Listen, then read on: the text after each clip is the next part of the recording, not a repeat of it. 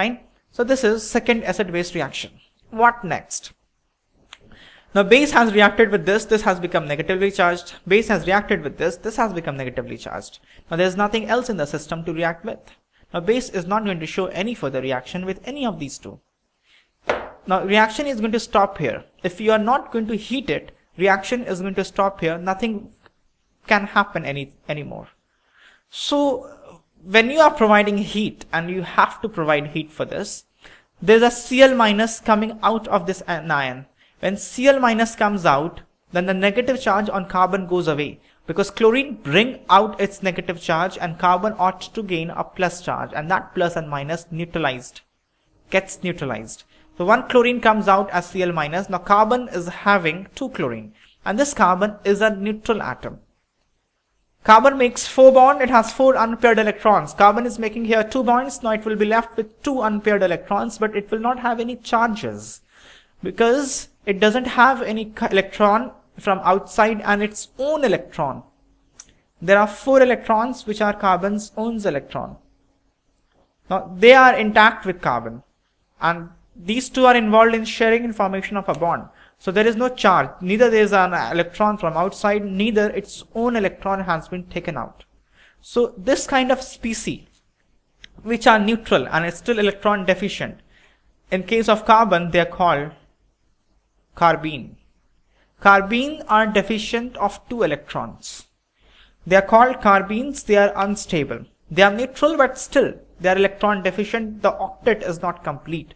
To complete the octet, this carbon requires 2 more electrons. So when we heat this generates carbene, and this is very important. This is the intermediate perhaps we're looking at for the first time.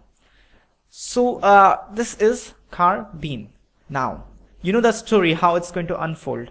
You have electron deficient thing, and you have been studying Kolbe's reaction, in which this ortho position is electron rich.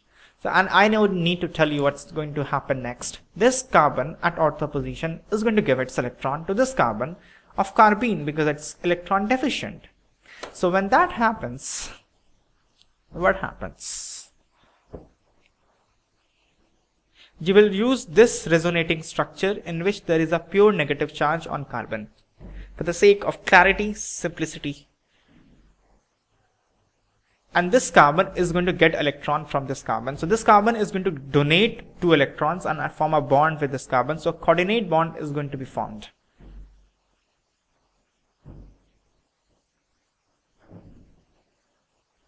Like this. Fine.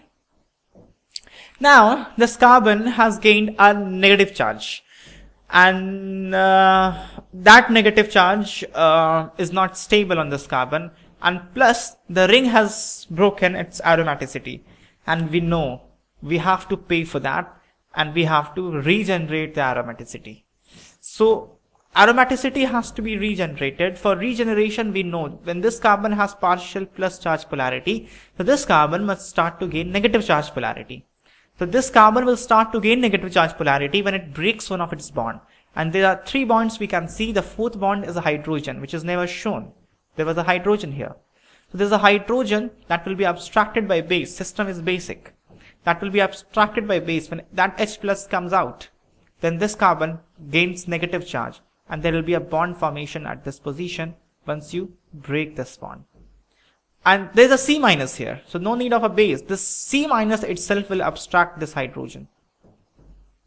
So what are you going to have now is this C minus abstracted hydrogen, and you have 2 chlorines on that carbon.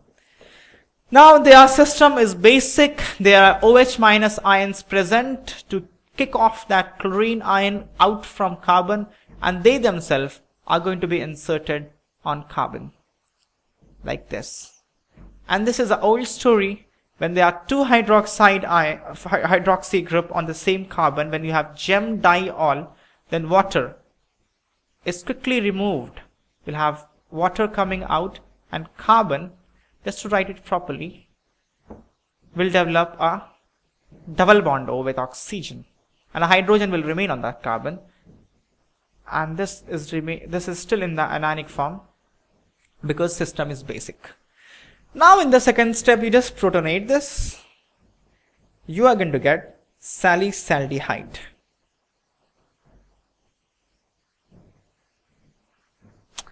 That's the mechanism of how reaction happens. Okay. Now let's solve a small problem combining the last two reactions we have studied.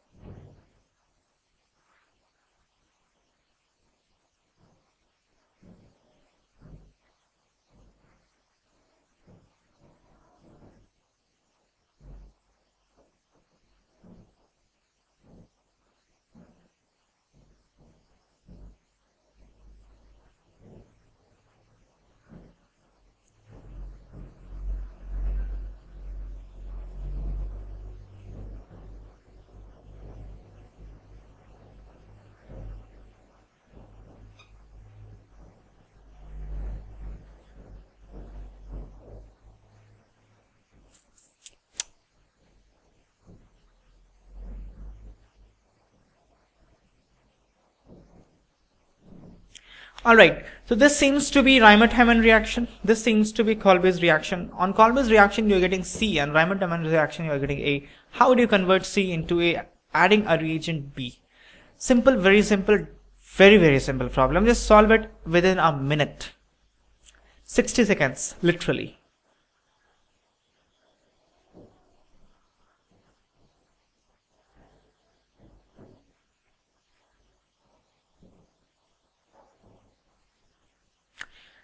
I mean, this directly you can get. A is salicylaldehyde.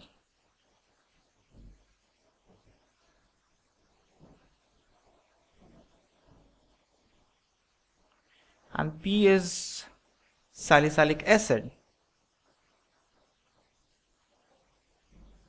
If I would have asked you the other way around, how to convert A into C, then that would have been a simple oxidizing agent, because that will oxidize aldehyde to carboxylic acid. So going from A to B, you'll add a mild reduced oxidizing agent. But on going from C to A, you have to add a reducing agent. And with which reagent have you studied up till now that converts this carboxylic acid into aldehyde? Now one option can be just add S2PD. But if you add S2PD, then there's a risk of this aldehyde going into alcohol. So reaction may not stop at aldehydic stage. The reaction will go up till alcoholic stage.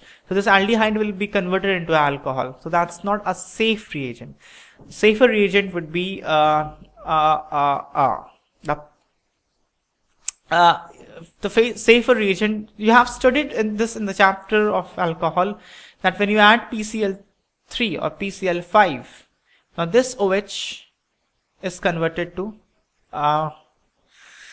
chlorine, and there's a reaction well known called Rosenmund reduction.